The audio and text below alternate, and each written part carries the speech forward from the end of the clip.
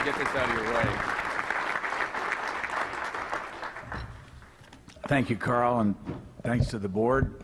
I've got a quote here, though, that I thought we'd start out with from President Truman. By the way, happy birthday. I think it was 119 years ago that he started out in this world. But there's the quote I thought would be very effective for this particular group. Set the tone for a little chat here before you go back to work. Quote, Harry Truman, I don't like counterfeits, and the radio and television make counterfeits out of politicians. So obviously, even though Carl thinks he might have liked what we do, he didn't like television at all. So we also need to put in perspective this award. I have some very close friends in the audience from my hometown, Lafayette, Indiana. They live here in Overland Park, Gary and Jane Metcalf. Gary and I have known each other for 48 years, went through high school and college and fraternity and the Navy, and have stayed in touch constantly since then. And Jane came into his life a couple years after that, and they've been married for 38 years. They, I can guarantee you, look at this program and say to themselves quietly, they'll never say it to me, he doesn't belong on that page. I know him too well. So we have to put this in perspective. Some of you from the Midwest, if you lived a little bit north of this, although you could hear him here, you might have remembered a disc jockey by the name of Dick Biondi. He was on WLS radio in Chicago. I grew up listening to him.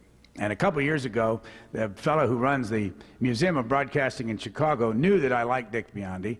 They were going to induct him into the Hall of Fame, and he called me up and said, how would you like to come to Chicago from Washington, put your tuxedo on, and induct Dick Biondi into the Hall of Fame? And I can tell you, for an old disc jockey like me, that was a kick. So I got on the airplane, took my tux, went out to Chicago. And Bruce Dumont said, and when you're here, we'll put you, for you folks from other lands, we'll put you at the #1 most popular radio personality in the United States' table. His name is Paul Harvey. I almost forgot it for a minute. Paul Harvey, who more people listen to on a given week than anybody else on American radio. He's with ABC. And I'd never met Paul Harvey, and I thought this is going to be terrific, a chance to meet one of the idols of our business.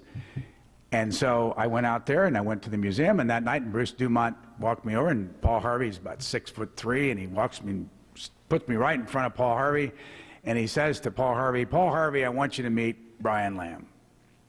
And Paul Harvey looked down at me as sincerely as he could and said, what you've done for this country, the way you have brought us together in the founding of ESPN is marvelous.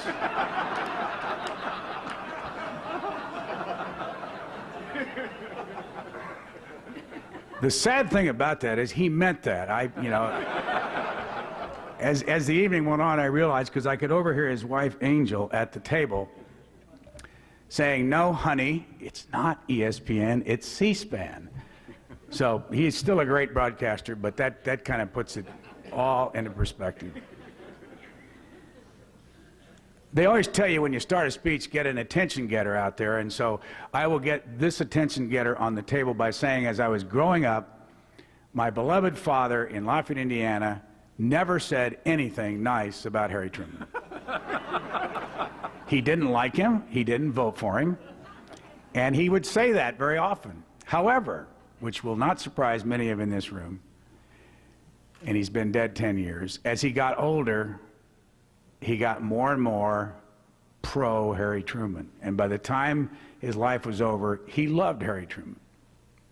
And he used to talk about him all the time. And you know why he loved Harry Truman. In spite of whatever his politics were, and I never did find out if my dad belonged to a party, in the end, he liked the fact that he was decisive. He liked the fact that he said exactly what was on his mind. And he also liked the fact that this man turned out to be a very honest politician. Well, we at C-SPAN don't get involved in politics. I don't take sides. And so I was looking around for ways to make the connection here on Harry Truman without saying I voted for him or wouldn't vote for him or get on the Democratic Republican side. And I must tell you, though, I have very strong feelings about two aspects of this man's life. And the first one is the book. Carl and I had a wonderful morning, something that I asked him if I could do when he first talked to me about this whole thing. And we went over to the house at 219 Delaware this morning early and took the walk. Something that if you haven't done is absolutely worth it. Went down to the drugstore and the county seat and over to the Baptist church and the Episcopal church and the Presbyterian church and over to the library. I had an absolutely fabulous time. Went inside the house and spent, and I think Carl was maybe not too amused, but I didn't want to leave the little room right off the foyer where he used to sit for the last 20 years and read. And they allowed me to put on these special little footies over my shoes and walk into the room and examine the bookshelves. The room can't be more than 12 by 12, and there's several hundred books in the room. And the reason why this room is so important, because I was a late bloomer when it came to reading.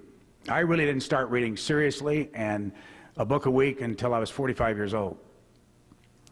And the McCullough book, which has obviously made a huge difference to you Trumanites and to this country, has a picture in it of Harry Truman sitting in that room. For the last 20 years of his life, he would read and read and read and read, which I did. When I read that book, the last chapter, chapter 18, 65 pages long, turns out for me to be the most important chapter of any book I've ever read on politics and history, because of what this man represents that I think we've lost in the country. And what we've lost is the ability to go into politics and go home. There are 165 members of Congress in Washington who are no longer members of Congress but work down on K Street as lobbyists. And Harry Truman came home. And he came home and stayed home for 20 years. If you haven't read the last chapter of David McCullough's book, it's well worth your time. I've read it several times. And the whole thought of Harry Truman coming back here on the train and then driving back to Washington with Bess, his wife, by himself, turning heads all the way back on the highway. My God, there's the President of the United States and no one's there to protect him. He didn't have Social Security. He didn't have a pension. He didn't have anything when he came home. He stayed here, but he also very much decided not to be involved in commercials. He didn't come rising out of a suitcase on a bed somewhere advertising a hotel, even though Kevin would love for me to do that for him. By the way, this is one terrific hotel. Those of you who have never stayed in this hotel, and probably most of you haven't, I got to tell you that when you get this award, the first thing they do is tell you they'll have a room for you when you get here. And when I checked in yesterday, they said, Mr. Lamb, they say here on this thing you're a VIP, and they say that we have a suite for you. And I said, well, that's not my cup of tea. Just give me a room. I'm just going to sleep here tonight. And I said, it says right here on do not move, do not move, do not move. And I said, well, call the manager and see if I can get moved. And they call the manager and no, you can't move. Well, it's really quite well worth the trip. I mean, I was lost in that absolutely beautiful Truman suite here in this hotel. And they have pictures of the president on the wall and the piano. I went over and sat at the piano, which I cannot play. And really must find it was difficult because this is such a special place. What you have all done in this town is absolutely phenomenal. We were over at the library today, Michael Devine's hangout, and enjoyed thoroughly a quick run through, seeing the Thomas Hart Benton mural, and then going into a special room where I was able to look at some of the original handwritten notes of Harry Truman, including some that haven't been published yet. They call them the Pickwick Papers, when he would go to the Pickwick Hotel, and some of the notes from Harry Truman to his wife, and a couple of notes from Winston Churchill to Harry from Winston, you know, those kind of things. And all of this just adds up to a fabulous experience. And I would welcome our international students to do something like this, go over and get this experience. I asked some of the international students earlier today, what's the best thing about America and what's the worst thing about America? And Kevin, you have solved one of those problems today. They said the worst thing about America is the food. And you can just tell by the smile on their face that they just loved every bit of this food today. And the best thing about America is the openness. And I think, again, I mean, that's not what I expected, but I think, again, the fact that openness was what most of them said was the best thing about this country has to track very well with what Harry Truman was all about. Open, met with people, listened to what they had to say, talk to them, walk around this town constantly. That walk alone is one of the greatest symbols of all. Now, let me close. And Carl said, if you don't get out of here by 1:30, I'm going to shoot you, and it's 1:30 on my little clock here. Let me close by saying one thing. This award does not belong to me, and this is not false modesty. This award belongs to the industry that I'm attached to.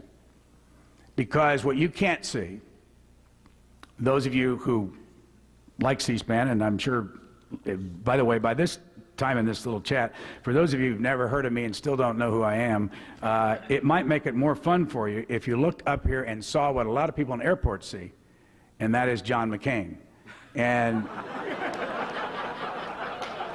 you can, and if you don't like that and you're a little older, a lot of people for about 15 years would say, "Are you Senator John Glenn?" So I don't have any problem for you going back to the office saying, "We had this great award thing today, it was John McCain or John Glenn," and they'll never know the difference. But what I started to say, and I'll wrap this up, is that I am here as a symbol for an industry. You talk about a Good Neighbor Award. There are people in my industry that made C-SPAN happen. And it's one of the most unique things that's ever been created in human communications. Because of people that are in this room who you don't know and never heard of. Dave Anderson, put your hand up, David. Where are you? David is one of our secret weapons and has been for years, and worked for Cox Communications down in Atlanta for years, and now with Charter over in St. Louis. And Carol Rothwell, who is right down here in the red outfit, is here in Kansas City. And this turns out to be one of the best cities in America for our networks. We have all three networks on here, 1, 2, and 3. And digital communications, where 3 is in this town, is one of the best in the whole United States, if not the best. Something like 50% of the people take it. So a higher percentage of people in this town get all 3 C-SPAN networks than any place in the United States. But Carol, and also Dan, who's here from the cooperative, which is Mike Panzik runs here in this town, is also a board member and a terrific supporter of what we do. These are our secret weapons. These are the people, when some cable operators haven't paid much attention to what we do because we don't make money for anybody, don't have any personalities, they're the ones that keep nagging at them saying, this is our responsibility as an industry, to be a good neighbor, to be a good citizen.